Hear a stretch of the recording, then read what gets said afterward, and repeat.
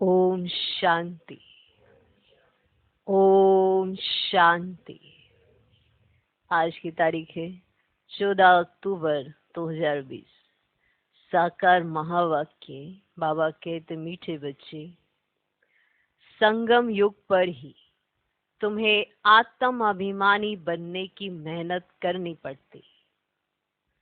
सतयुग अथवा कलयुग में ये मेहनत होती नहीं। संगम युग पर ही तुम्हें आत्म अभिमानी बनने की मेहनत करनी पड़ती। सतयुग अथवा कलयुग में ये मेहनत होती नहीं। एक ऐसी मेहनत जिसमें भगवान का साथ है, उनका हाथ है, समझानी है, शिक्षाएं हैं, सब कुछ है। तो ये मेहनत भी मोहब्बत में बदल जाती है। जैसे मोहब्बत में कुछ दिखाई नहीं देता, इसी तरह से ये मेहनत भी मेहनत नहीं लगती है। फिर भी भगवान हमें देखकर ये जरूर कहते हैं, तुम्हें ये वाली मेहनत तो करनी पड़ेगी। क्यों? वैसे तो बाबा नहीं चाहते कि अपने बच्चों को कोई भी मेहनत दे। सब कुछ बिना मेहनत के मिला है। ज्ञान धन बिना मेहनत के, इतनी सारी प्राप्तियां बिना मेहनत के। एक बार आपने कहा मेरा बाबा, और मेरा बाबा निछावर हो गया और कुछ भी नहीं किया। अब आपको सिर्फ एक मेहनत करनी है, वो भी मोहब्बत में, लगन में मगन होकर। वो मेहनत है अपने को आत्मा समझने की, आत्मा के गुण और शक्तियों को जागृत करने की, आत्म अभिमानी बनने की।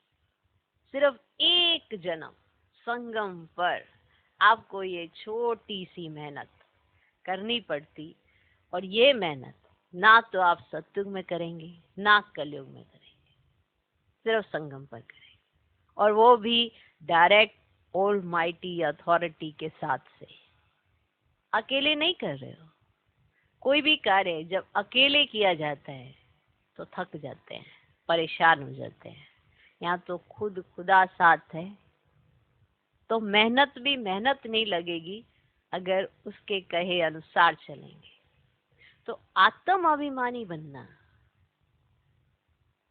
ये आत्मा समझकर अगर हम कर्म ही नहीं करेंगे तो आत्म अभिमानी कैसे बनेंगे? अब सुबह अपने को आत्मा समझ लिया कुछ मिनटों के लिए या कुछ सेकंडों के लिए, उसके बाद वापस से देह में, वापस देह और देहधारियों के चक्रव्यूह में फंस जाते हैं। फिर शाम को फिर से एक बार फिर से रिवाइज कर लेते हैं। लेकिन जो कर्मना हमें आत्म अभिमानी बनकर रहना है, वो वाली मेहनत, जो संबंध संपर्क में आते, व्यवहार में आते, हमने अपने आप को आत्मा समझना है, दूसरे को आत्मा देखना है, वो वाली मेहनत, जिसमें आपकी सारी शक्तियां, सारे गुण प्रत्यक्ष होते हैं, वो वाली मेहनत। ये इकलौती मेहनत आपको संगम पर करनी है। ना तो आपको कलयुग में मिलती है, ना ही आपको सतयुग में। और एक जन्म आपने ये मेहनत की और इतने जन्मों की बादशाही पाई। सिर्फ कर्म ही तो करना है, वो भी आत्मा समझ के। और यही मेहनत बाबा कहते मैं तुम्हें देता हूँ, बाकी कोई मेहनत नहीं है। बाकी सब कुछ बाबा से यूं ही मिल जाता है।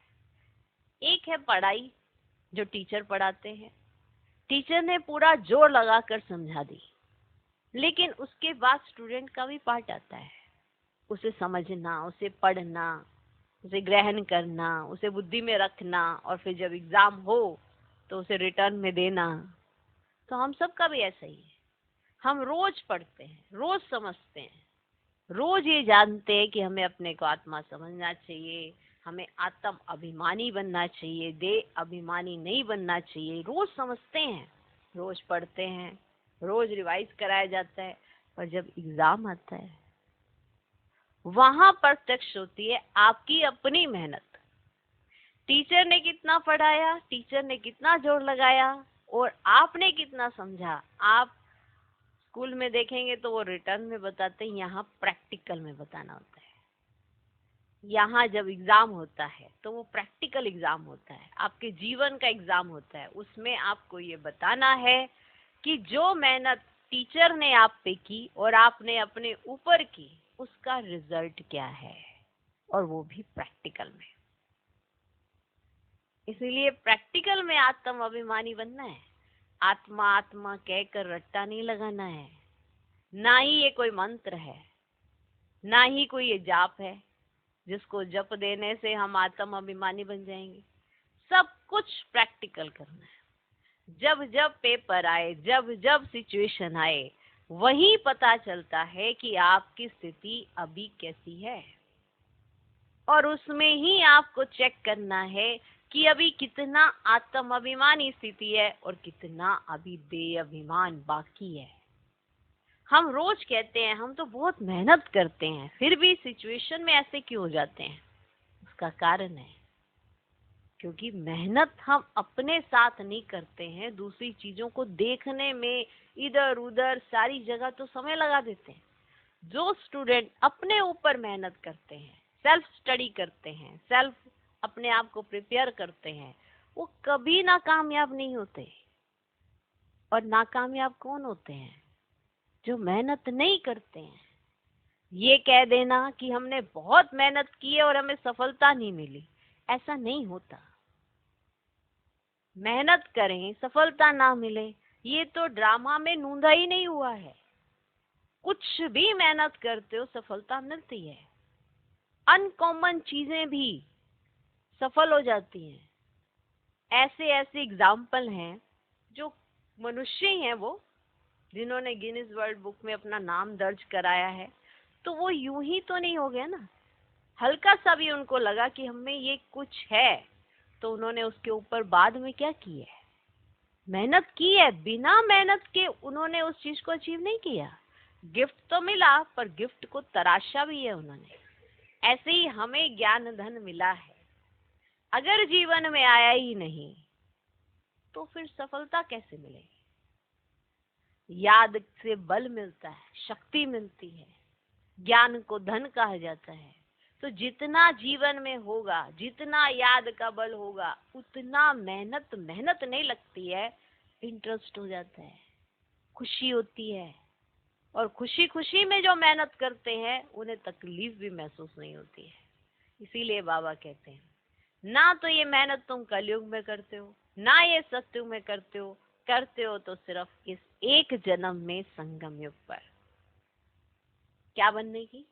आत्म अभिमानी बनने की मेहनत करनी पड़ती।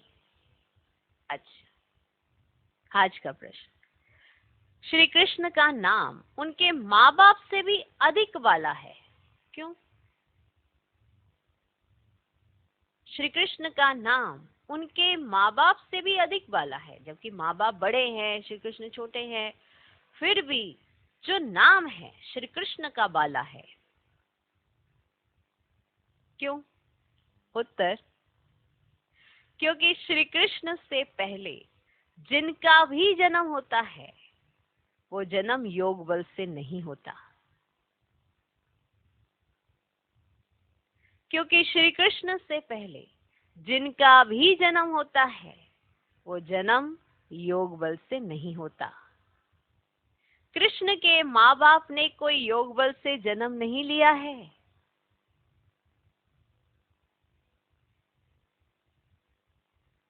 दूसरा, पूरी कर्मातीत अवस्था वाले राधे कृष्ण ही हैं। पूरी कर्मातीत अवस्था वाले राधे कृष्ण ही हैं, वही सदगति को पाते हैं।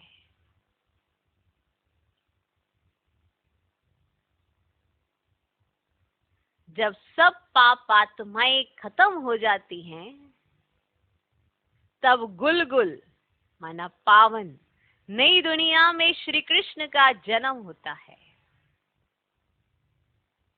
तब गुलगुल अर्थात पावन नई दुनिया में श्री कृष्ण का जन्म होता है, उसे ही बैकुंठ कहा जाता है। तीसरा, संगम पर श्री कृष्ण की आत्मा ने सबसे अधिक पुरुषार्थ किया है, इसलिए उनका नाम बाला है। संगम पर श्री कृष्ण की आत्मा ने, माना ब्रह्मा बाबा ने, संगम पर श्री कृष्ण की आत्मा ने सबसे अधिक पुरुषार्थ किया है, इसीलिए उनका नाम बाला है। तो सबसे पावन कौन? सबसे पहले सदगति किसने पाई और कर्मातीत अवस्था किनकी है और योग बल से जन्म किनका होता है? तो इस आधार से श्री कृष्ण का नाम उनके माँ बाप से भी अधिक बाला है। ओके, ओम शांति। मीठे मीठे रूहानी बच्चों को रूहानी बाप बैठ समझाते हैं। 5000 वर्ष के बाद एक ही बार बच्चों को आकर पढ़ाते हैं, पुकारते भी हैं कि हम पतितों को आकर पावन बनाओ, इसीलिए बुलाया ना। तो सिद्ध होता है कि यह पतित दुनिया है। नई दुनिया पावन दुनिया थी। नया मकान खूबसूरत होता है, पुराना जैसे टूटा फूटा हो जाता है, बरसात में गिर पड़ता है।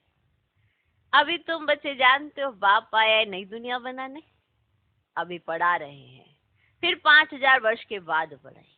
माना अभी मिलेंगे फिर 5000 वर्ष के बाद मिलेंगे। कम बात है, इतनी बड़ी बात है कि 5000 साल का गैप पड़ेगा। बहुत बड़ी बात है। अभी कितनी वैल्यू होनी चाहिए। फिर 5000 वर्ष के बाद पढ़ाएंगे। ऐसे कभी कोई साधु संत आदि अपने फॉलोअर्स को नहीं पढ़ाएंगे, उनको यह पता ही नहीं है, ना खेल का पता है, क्योंकि निवृत्ति मार्ग वाले हैं। बाप बिगर कोई भी सृष्टि के आदि मध्य अंत का राज समझा ना सके। आत्म अभिमानी बनने में ही बच्चों को मेहनत होती है, क्योंकि आधा कल्प में तुम कभी आत्म अभिमानी बने ही नहीं हो। अब बाप कहते अपने को आत्मा समझो। ऐसे नहीं कि आत्मा सो परमात्मा, नहीं, अपने को आत्मा समझ परम पिता परमात्मा शिव को याद करना है।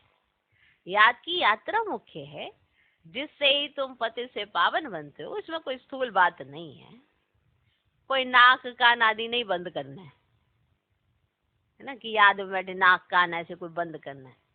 मूल बात है अपने को आत्मा समझ बाप को याद करना। तो आधा कल्प से हीरे हुए हो देह अभिमान में रहने के, है ना। इतनी गंदी आदत पड़ी है देह अभिमान में रहने की। हीरे रहना माना आदत,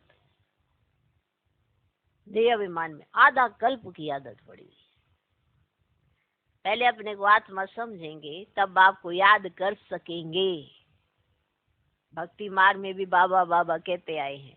बच्चे जानते हैं सत्युग में एक ही लौकिक बाप है, वहां पारलौकिक बाप को याद नहीं करते हैं क्योंकि सुख है। भक्ति मार्ग में फिर 2 बाप बन जाते हैं, लौकिक और पारलौकिक। दुख में सब पारलौकिक बाप को याद करते हैं। अब सत्युग में भक्ति होती ही नहीं, वहां तो है ही ज्ञान की प्रारब्ध। ऐसे नहीं कि ज्ञान रहता है, इस समय के ज्ञान की प्रारब्ध मिलती है। बाप तो एक ही बार आते हैं। आधा कल्प बेअद के बाप का सुख का वर्षा रहता है, फिर लौकिक बाप से अल्पकाल का वर्षा मिलता है। ये मनुष्य नहीं समझा सकते। अब यह है नई बात। 5000 वर्ष में संगम युग पर एक ही बार बाप आते हैं, जबकि कलयुग अंत सत्युग आदि का संगम होता है, तब ही बाप आते हैं नई दुनिया फिर से स्थापन करने। नई दुनिया में लक्ष्मी नारायण का राज्य था, फिर त्रेता में राम राज्य था। अभी देवताओं के जो इतने चित्र बनाए हैं वह सब है भक्ति मार्ग की सामग्री। बाप कहते हैं इन सबको भूल जाओ, अभी अपने घर को नई दुनिया को याद करो। ज्ञान मार्ग है समझ का मार्ग, ज्ञान मार्ग है समझ का मार्ग, जिससे तुम 21 जन्म समझदार बन जाते हो। कोई दुख नहीं रहता। सत्युग में कभी कोई ऐसे नहीं कहेंगे कि हमको शांति चाहिए। कहा जाता है ना, मांगने से मरना वाला। बाप तुमको ऐसा साहूकार बना देते हैं, जो देवताओं को भगवान से कोई चीज मांगने की दरकार ही नहीं रहती ना। ऐसा तुम्हें साहूकार बना देते हैं बाबा कि देवताओं को भगवान से कोई भी चीज मांगने की दरकार ही नहीं रहती। यहाँ तो दुआ मांगते हैं ना, पोप आदि आते हैं तो कितने दुआ लेने जाते हैं, पोप कितनों की शादियां कराते हैं। बाबा तो ये काम नहीं करते। भक्ति मार्ग में जो पास हो गया है सो अब हो रहा है, सो फिर रिपीट होगा। दिन प्रतिदिन भारत कितना गिरता जाता है। अभी तुम हो संगम पर, बाकी सब है कलयुगी मनुष्य। जब तक यहाँ ना आए तब तक कुछ भी समझ ना सके कि अभी संगम है व कलयुग है। जब तक यहाँ ना आए तब तक कहाँ समझ में आए कि अभी संगम है या कलयुग है। एक ही घर में बच्चे समझते हैं संगम पर है, बाप कहेंगे हम कलयुग में हैं। तो कितनी तकलीफ हो पड़ती है, खान पान आदि का भी झंझट हो पड़ता है। तुम संगम योगी हो, शुद्ध पवित्र भोजन खाने वाले। बाबा ने हम ब्राह्मणों को हमेशा एक बात सिखाई है, अपने हाथ से ही खाना। क्यों? कई कहते अरे ये प्याज लहसुन का नहीं बना रहे हैं ना तो खा लो, शुद्धता है, बाबा की याद है और खा रहे हो, इम्प्योरिटी आ रही है अंदर, है ना। इसको क्या कहेंगे? ना समझी ना। कहते क्या करे, बनता नहीं है। अरे पवित्र रहने वाली आत्मा, बाबा की याद में रहने वाली आत्मा, उसके हाथ से खाना है कि सबके हाथों से खाते रहोगे? पर क्या करें, समझ की कमी। तो कहीं भी मित्र संबंधियों के घर में जाएंगे, वहां बैठ के खाने लगेंगे। अरे फिर आपकी धारणाएं क्या रहेंगी, आपके अंदर शक्ति क्या आएगी? तभी तो आपका मिस हो जाएगा, अमृत वेला मिस होगा, मुरली क्लास मिस होगी। शुद्धता तो है नहीं, रात रात भर जागोगे, अशुद्ध चीज खाओगे। क्योंकि जो पवित्र भोजन होता है, जो परमात्मा याद में बनाया जाता है, उसका प्रभाव मन पे पड़ता है। इतना बल नहीं है तुम्हारे अंदर तो फिर क्या धारणा है कि कोई कैसे भी चलाए तुम चल लो। अपनी धारणाओं पर अपना एक नशा होना चाहिए ब्राह्मणों को। वो धारणाएं सम्मान तब दिलाती है।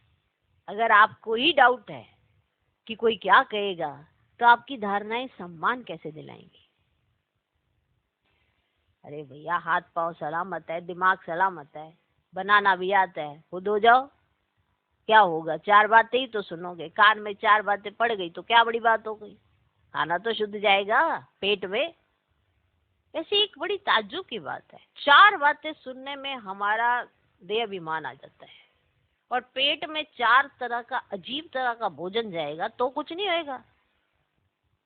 तब देह अभिमान नहीं आएगा, तब स्थितियां हिलेंगी नहीं, तब अमृत वेला, नुमा शाम, मुरली क्लास मिस नहीं होंगे, सब मिस होंगे, स्थिति है ही नहीं। तो चार बातें सुनोगे, बाप के दिल पर चढ़ोगे, देह अभिमान नहीं आएगा, देही अभिमानी बनोगे। वैसे कहेंगे कि हम तो कुर्बान है, काहे के कुर्बान? तुम चार बातें नहीं सुन सकते हो। बातें कान में जाएंगी, भोजन पेट में जाएगा, दोनों में से एक चॉइस है, तुम क्या करना चाहते हो? 4 दिन कोई बातें सुनाएगा, कान तक ही तो जाएंगी ना, पेट में तो शुद्ध जाएगा कि अपने हाथ से बनाना है, ये हमारी शुद्धता है, ये हमारा नियम है। हर एक की धारणा उनको सम्मान तब दिलाती है जब उस धारणा का सम्मान आपके अपने अंदर होता है, तब आपको वो धारणाएं सम्मान दिलाती है। वरना आपको हमेशा ये लगेगा कोई क्या कहेगा, कोई क्या कहेगा। सारी दुनिया में आपके जैसे बहुत सारे हैं, कोई आप एक स्पेशल नहीं निकले हो कि ऑल वर्ल्ड के अंदर एक यही निकले हैं बीके जो बिना प्याज लहसुन के खाते हैं या अपने हाथों से खाते हैं।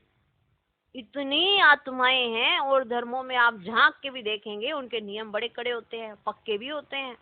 पानी भी कहीं का नहीं पीते, खाना भी कहीं का नहीं खाते। इतना वो उनको स्वाभिमान रहता है उस चीज का, उसका अपने आप में इतना मान है कि उसको सबसे मान मिलता है ऑटोमेटिकली, उसे चाहना ही नहीं रहती है किसी से मान लेने। ये धारणाएं अपनी, इस चीज का नशा होना चाहिए। देखो एक घर में अगर एक चलता है दूसरा नहीं चलता, वो भी अपनी धारणाओं पर अटेंशन खिंचवा देता है। अगर आप किसी रिश्तेदार के घर जाओगे तो उसका मतलब ये थोड़ा कि आप झुक जाओगे और अपनी धारणाओं को ब्रेक करने लगोगे। तो कैसे प्रभाव पड़ेगा? निर्णय आपका है, जीवन आपका, निर्णय आपका। तो एक ही घर में बच्चे समझते हैं संगम पर हैं, बाप कहेंगे हम कलयुग में हैं, तो कितनी तकलीफ हो पड़ती है, खान पान आदि का भी झंझट हो पड़ता है।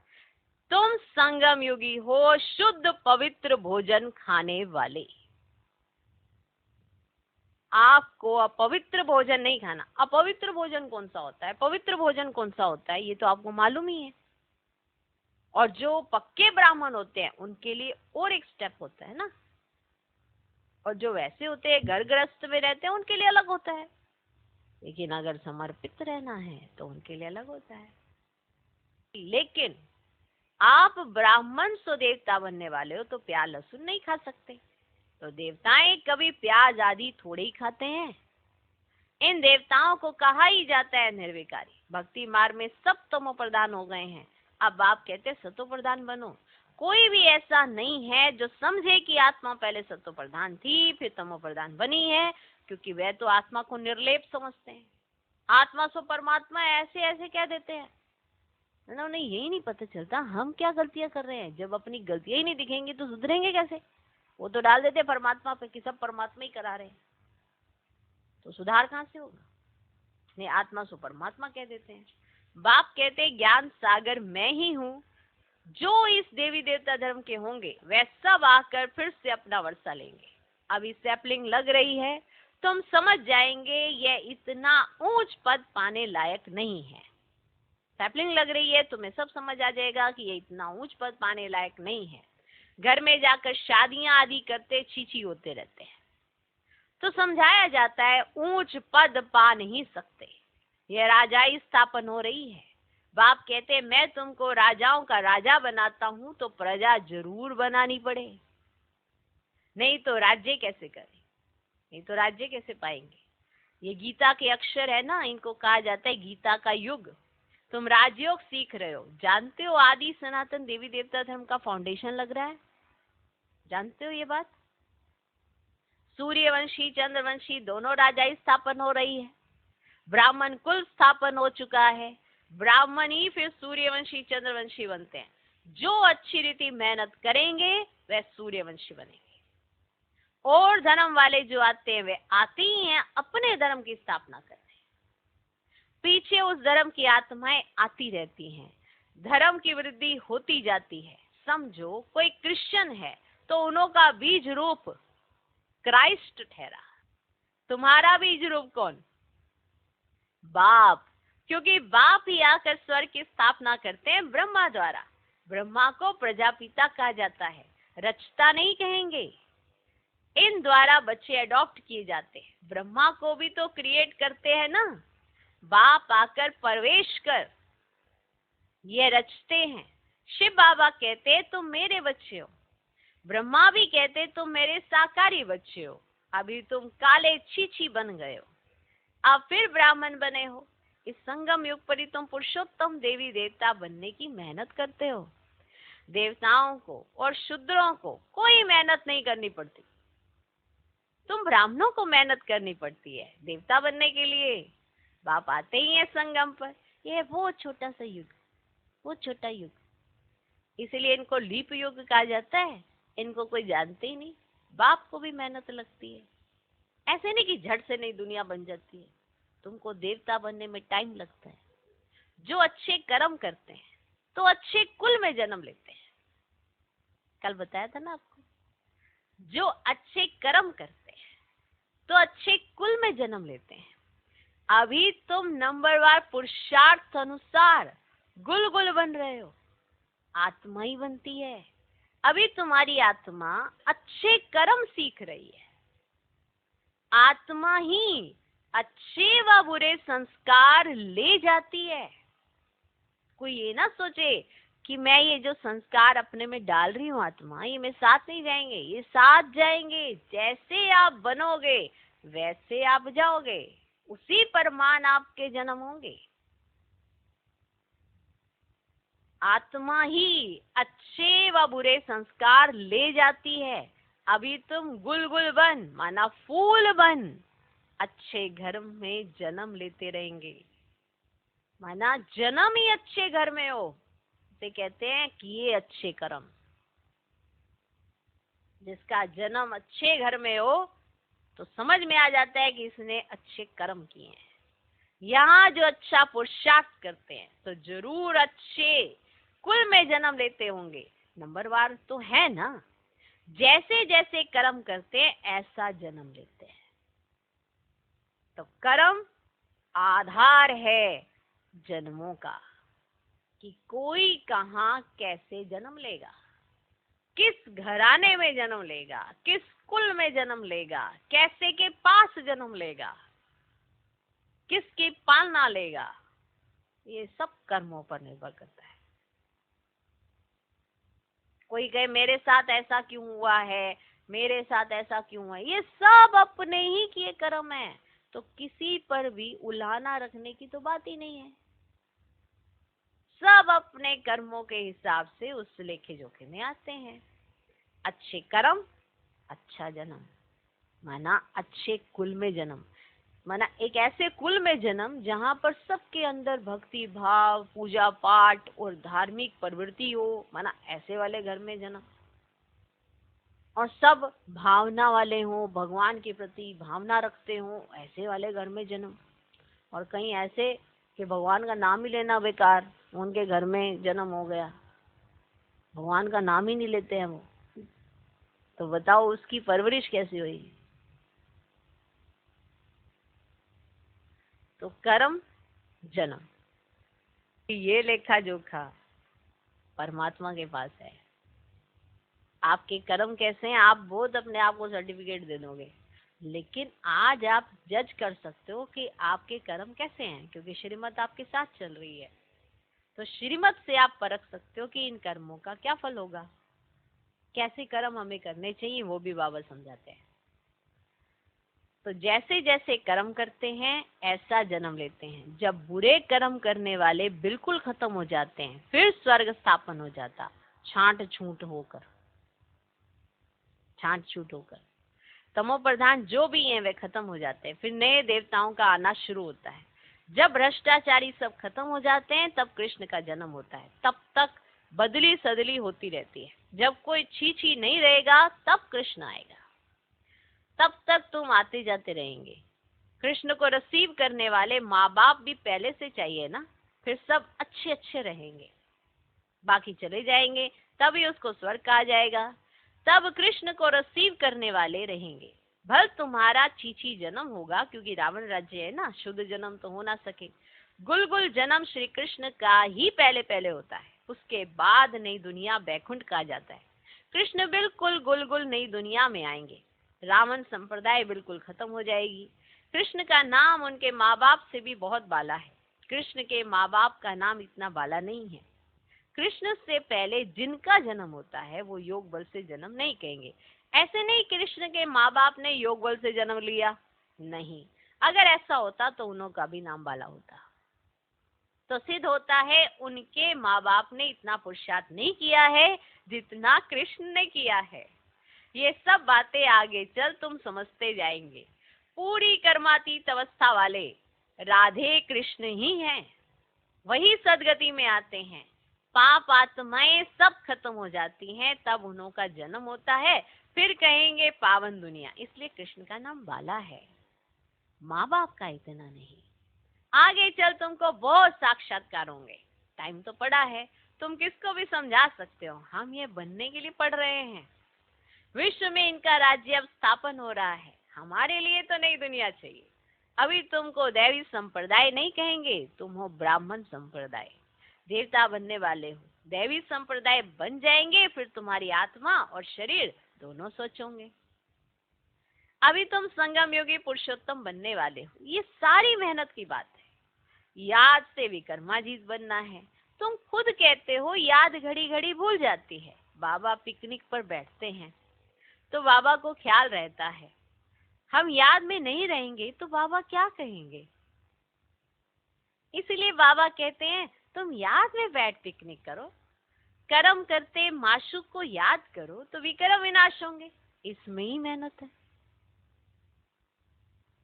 आशिक माशूक का जो भगवान एग्जाम्पल देते हैं उसके बीच में है प्यार, स्नेह, लगन, जिसमें मगन। इसीलिए बाबा चाहते हैं कि आपको कोई ना दिखे, मैं दिखूं, इतना लगन में मगन। तो कर्म करते माशूक को याद करो तो विक्रम विनाश होंगे, इसमें ही मेहनत है। बाबा ने ये नहीं कहा कि आप 16-16 घंटे ऐसे समाधि लगा के बैठ जाओ। कर्म करते हुए भी आपकी वैसी ही याद होनी चाहिए जो बैठ के आप अभ्यास करते हो। जिस अभ्यास के लिए आप कर्मों में उसको ट्रांसफर करो। आप सुबह अभ्यास करते हो ताकि सारे दिन के कर्मों में वो ही याद आपको खींचती रहे। अगर वो याद ही नहीं बन रही है तो फिर ये कैसा प्यार है? नेचुरल होना चाहिए ना। इसके लिए आप दिन में समय निकाल निकाल के अभ्यास करते हो और उस अभ्यास को बेस बनाते हो कि अब जब कर्म आएगा या करेंगे हम कुछ भी तो वो याद बरकरार रहे। तो इसीलिए बाबा हमेशा आशिक माशूक का एग्जाम्पल देते हैं कि वो भी तो याद में रहते हैं, वो भी कर्म करते हुए याद में रहते हैं, और तुम्हें तो मेरे सिवा कोई नहीं नजर आना चाहिए। तो कर्म करते माशूक को याद करो तो विक्रम विनाश होंगे, इसमें ही मेहनत है। याद से आत्मा पवित्र होगी, अविनाशी ज्ञान धन भी जमा होगा। आत्मा पवित्र होगी, शक्ति मिलेगी, क्योंकि जितनी पवित्रता अंदर आएगी देहाभिमान उतना निकल के बाहर, खत्म। याद से आएगी, और जितना ज्ञान धन अंदर उतना आप संतुष्ट होते जाते हो। आप हर चीज को उसी तरह से देखते हो जिस तरह से बाप देखते हैं। याद से आत्मा पवित्र होगी, अविनाशी ज्ञान धन भी जमा होगा। फिर अगर आप पवित्र बन जाते हैं तो सारा ज्ञान बह जाता है, बह जाता है। पवित्रता ही मुख्य है। बाप तो अच्छी अच्छी बात ही समझाते हैं। यह सृष्टि के आदि मध्य अंत का ज्ञान और कोई में भी नहीं है, और जो भी सत्संग आदि है वे सब है भक्ति मार्ग के। बाबा ने समझाया है भक्ति वास्तव में प्रवृत्ति मार्ग वालों को ही करनी है। तुम्हारे में तो कितनी ताकत रहती है, घर बैठे तुमको सुख मिल जाता है। सर्वशक्तिमान बाप से तुम इतनी ताकत लेते हो। सन्यासियों में भी पहले ताकत थी, जंगलों में रहते थे। अभी तो कितने बड़े बड़े फ्लैट बनाकर रहते हैं। अभी वे ताकत नहीं है। जैसे तुम्हारे में भी पहले सुख की ताकत रहती है, फिर गुम हो जाती है। उन्हों में भी पहले शांति की ताकत थी, अब वह ताकत नहीं रही है। आगे तो सच कहते थे कि रचता रचना को हम नहीं जानते, अभी तो अपने को ही भगवान शिवोम कह बैठते हैं। बाप समझाते ये समय सारा झाड़ तमो प्रधान है, इससे साधुओं आदि का भी उद्धार करने में आता हूँ। ये दुनिया ही बदलनी है, सब आत्माएं वापस चली जाएंगी, एक भी नहीं जिसको ये पता हो कि हमारी आत्मा में अविनाशी पार्ट भरा हुआ है, जो फिर से रिपीट करेंगे। आत्मा इतनी छोटी है, इनमें अविनाशी पार्ट भरा है जो कभी विनाश नहीं होता। इसमें बुद्धि बड़ी अच्छी पवित्र चाहिए। वह तब होगी जब याद की यात्रा में मस्त होगी। बुद्धि पवित्र ही तभी होती है जब याद की यात्रा में मस्त होते हैं। मेहनत सिवाय पद थोड़े ही मिलेगा। अपने ऊपर ही तो मेहनत करनी है कि तुम्हारी बुद्धि इधर नहीं जानी चाहिए, इधर जानी चाहिए, ये वाली मेहनत। इसलिए गाया जाता है चढ़े तो चाखे वैकुंठ रस। कहाँ ऊंचते ऊंच राजाओं का राजा डबल सिरताज, कहाँ प्रजा। पढ़ाने वाला तो एक ही है, माना पढ़ाने वाला एक, पढ़ने वाले अनेक, और उसमें कोई राजा कोई प्रजा। इसमें समझ बड़ी अच्छी चाहिए। बाबा बार बार समझाते हैं याद की यात्रा है मुख्य। मैं तुमको पढ़ाकर विश्व का मालिक बनाता हूं तो टीचर गुरु भी होगा। बाप तो है ही टीचरों का टीचर, बापों का बाप। ये तो तुम बच्चे जानते हो। हमारा बाबा बहुत प्यारा है। ऐसे बाप को तो बहुत याद करना है, पढ़ना भी पूरा है। बाप को याद नहीं करेंगे तो पाप नष्ट नहीं होंगे। बाप सभी आत्माओं को साथ ले जाएंगे, बाकी शरीर सब खत्म हो जाएंगे। आत्माएं अपने अपने धर्म के सेक्शन में जाकर निवास करती हैं। अच्छा, मीठे मीठे सिखलरे बच्चों प्रति माता पिता बाप दादा का याद प्यार और गुड मॉर्निंग। रूहानी बाप की रूहानी बच्चों को नमस्ते। हम रूहानी बच्चों की भी रूहानी बाप को नमस्ते नमस्ते नमस्ते। Good morning good morning good morning. धारणा के लिए मुख्य सा पहला पॉइंट, बुद्धि को पवित्र बनाने के लिए याद की यात्रा में मस्त रहना है। बुद्धि को पवित्र बनाने के लिए याद की यात्रा में मस्त रहना है। कर्म करते भी एक माशूक याद रहे, तब विक्रमाजीत बनेंगे। कर्म करते भी एक माशूक याद रहे, तब विक्रमाजीत बनेंगे। दूसरा पॉइंट, इस छोटे से युग में मनुष्य से देवता बनने की मेहनत करनी है। इस छोटे से युग में मनुष्य से देवता बनने की मेहनत करनी है। अच्छे कर्मों के अनुसार अच्छे संस्कारों को धारण कर अच्छे कुल में जाना है।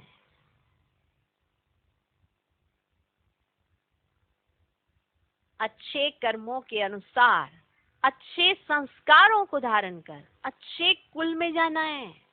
तो बेस क्या रहा? कर्म, अच्छे कर्म।